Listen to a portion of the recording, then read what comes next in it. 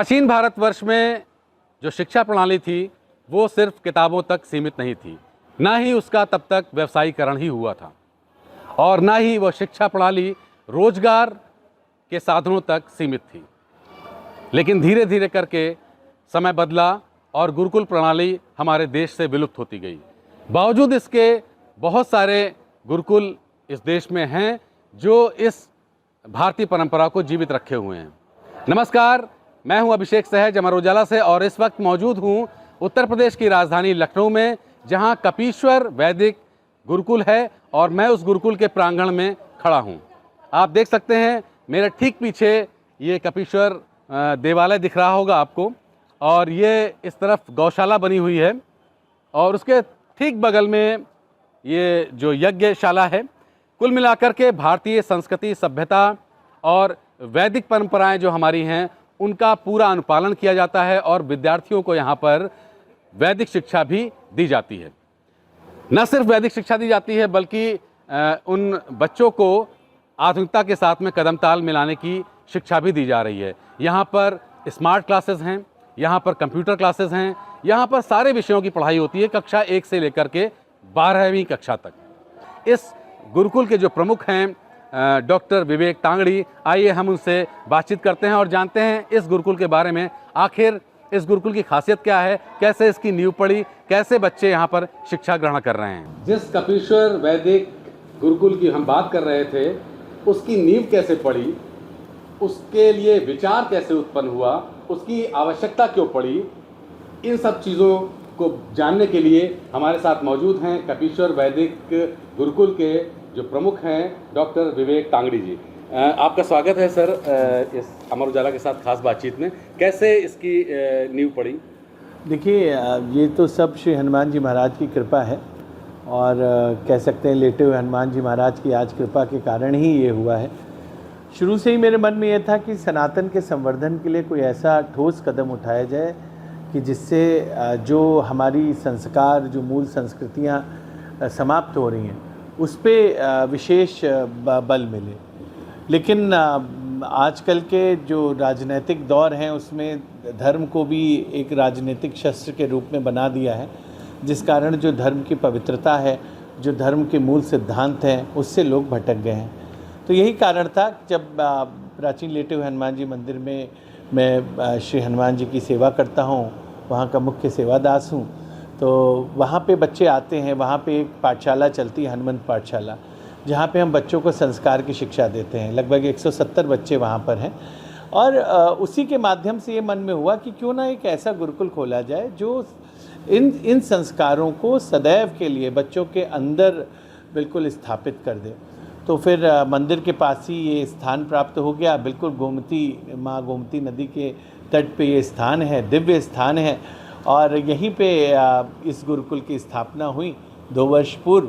और फिर एक बहुत बड़ा चैलेंज था मेरे सामने, एक क्या बल्कि हम 2 चैलेंजेस कह सकते हैं जो थे मेरे सामने।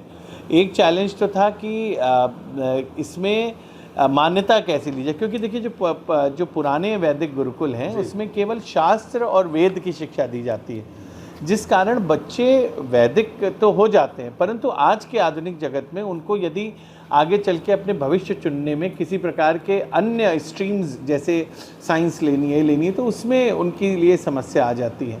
जबकि सरकार द्वारा सारे प्रावधान है, सभी प्रकार की शिक्षाओं का प्रावधान है, परंतु प्राचीन गुरुकुल परंपरा में केवल वेद अध्ययन होता था।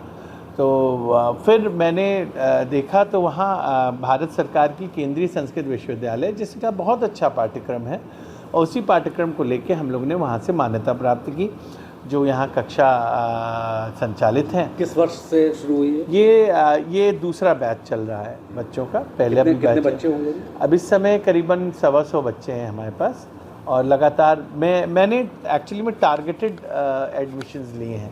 मेरा ये नहीं है कि हम गुरुकुल में 300, 400, 500 बच्चे करना चाहते हैं।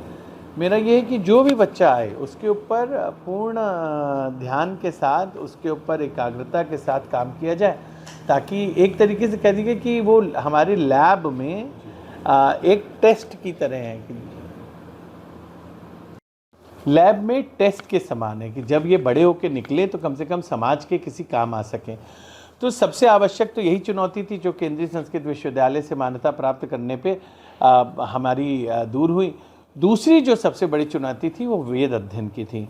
तो वेद अध्ययन में कहीं ना कहीं अभी भी एक पुरानी मानसिकता लोगों को परेशान कर रही है कि केवल ब्राह्मण वर्ण के लोग ही वेद अध्ययन कर सकते हैं। तो इस संबंध में मैंने जो भी शिक्षक रखे उन्होंने कई शिक्षकों ने कह दिया कि यहाँ पे सभी चतुर्वर्णीय बालक आते हैं, तो इसलिए मैं केवल ब्राह्मण बच्चों को ही शिक्षा दूंगा। तो चूँकि मेरा संकल्प था कि वेद या शिक्षा किसी एक वर्ण की नहीं हो सकती, ये तो सभी वर्णों के लिए सुलभ होनी चाहिए, क्योंकि हमारे यहाँ जो भी वर्ण व्यवस्था है वो कर्म आधारित है। यदि कर्म से किसी के अंदर वो ज्ञान आ जाता है तो वो ज्ञानी हो सकता है, पांडित्य के रूप में पंडित कहलाया जा सकता है, जैसे कि महर्षि वाल्मीकि थे।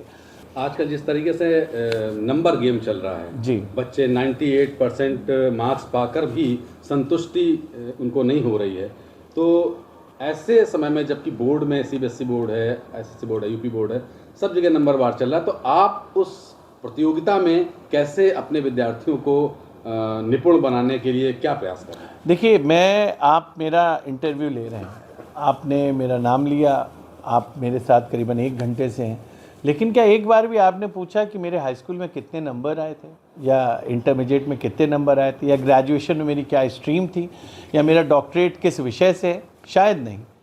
तो व्यक्ति की योग्यता ही उसका प्रमाण पत्र होता है, और ये बात जब तक नहीं समझ में आएगी तब तक इस शिक्षा का बदलाव नहीं हो सकता।